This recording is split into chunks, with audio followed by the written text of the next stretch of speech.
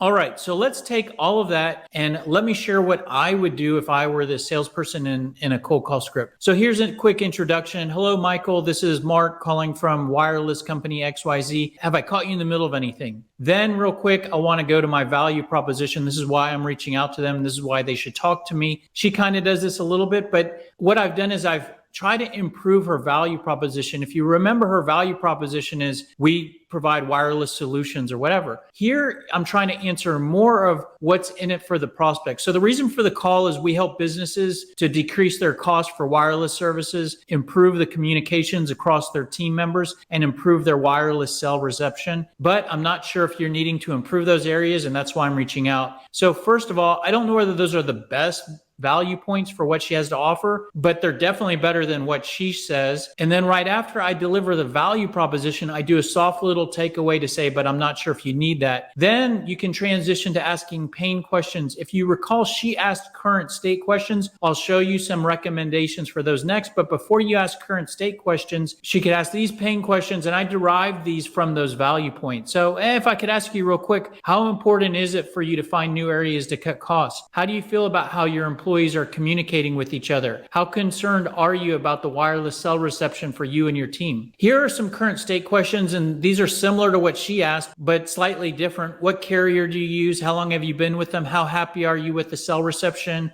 Are you currently in a contract? How many employees do you have? Do you provide employees with wireless devices? What tools do you use for communicating? Are your employees in the office or do they work remotely? So these are good current state questions. For what you sell, you would have your own current state questions. I can't tell you what you should ask, but these are questions that probe what's going on with the prospect. Now, whether you ask pain questions first or current state questions first can depend on what you sell. Selling wireless services is definitely more of a commodity type of product. Typically, when you sell more of a commodity type of product where you know the prospect is already using something today, it can sometimes make sense to just start out with your current state questions. Who are you using today for this? How long have you been with them? Are you in a contract? That's kind of what she did. But sometimes it's good to start out with pain questions. I'll leave that up to you. If you're not able to get really any good conversation going or good information from your sets of questions that you ask, you could just fall back to your pain points and say something like, oh, well, a lot of businesses I talk to, they're having difficulty finding areas to cut costs. They've realized it's critical to get employees to easily communicate with each other, and sometimes they struggle with poor wireless coverage. Are you concerned about any of those areas? So this is just one last check-in to see, does this prospect have something that I can help to fix? Hopefully with all of that discussion, you found some justification for talking more, and now you can start to close. But before you actually go for the close, you can do what I call kind of a pre-close, which is to share some information about you. And so here you can share some product information with something like, well, based on what you shared, it might make sense to talk more because we have a full suite of wireless solutions. And that includes corporate cell phone plans. And we also provide remote employee communications tools and solutions. Some ways we differ from other providers out there is that we have the best wireless coverage on the market. And on top of that, we're also usually more economical than other carriers. And then one last thing you can do to build a little bit more interest and a little bit more credibility and also explain how you help is to share a name drop example, share a customer example. We actually worked with a business similar to yours, and they were looking for a way to decrease costs. We helped to solve that by providing our corporate share cell phone plan. This not only helped them to create hard dollar savings, but it also improved the communications and collaboration across their team. So just a real quick name drop example there. By the way, I used color coding here because what I did is I pulled details from the other blocks here. And so what's in red is a pain point. What's in purple is the product or service sold. And what's in green are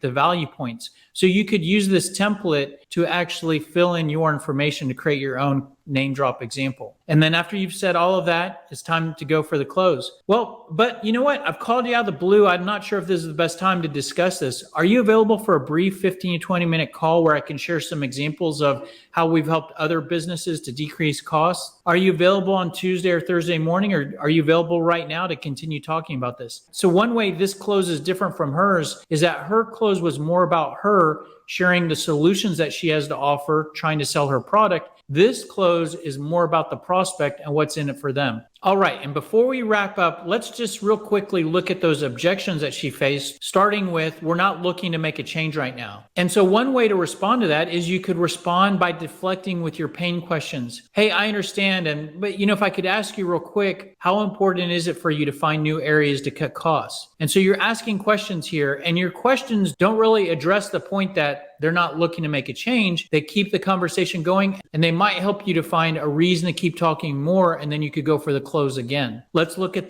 we're not locked into a contract. Like I said, her response was great that they assist with contract termination. Another option is you could say something like this. Hey, I understand, and I want you to know I'm not calling to try to sign you up for anything. I don't even know if you're a good fit with what we do or not. I'm just trying to open the dialogue between our two organizations and would like to learn a little bit more about you and share a little bit more about us. That way, when your contract comes up for renewal, you can know who we are and how we can help. Are you available for a brief call? So the way this is different, her response is probably better in the fact that they help with contract termination. But let's say that you don't help with contract termination. Just because your prospect is in a contract, you can still keep the conversation going or start the conversation. That way, when the contract gets close to expiring and you can educate the prospect on that process with this response. And the last objection is, hey, can you just send me your info? Hey, you know what? I could certainly do that. So I know what best to send you. Could I ask you real quick, who are you guys using today? How long have you been with them? And so these are your current state questions. And so these are good questions. You can get more information. And again, maybe you can find a reason to keep talking and a justification for going for that close again. That's pretty much it. Hopefully this was helpful. If you got at least one tip out of this video that you like and you want to return the favor, very easy for you to do. Simply like, comment, share this video, subscribe to our channel. Any or all of those help us tremendously. If you like these tips and you want more, you may want to follow us on any or all of these social platforms. We post daily sales tips on these every day. If you like some of what's discussed here, everything I've discussed here is part of the SMART sales system. So SMART stands for sales messaging and response tactics. So as you can see, our core approach is to improve salespeople by improving what they say. And a lot of what I showed you here today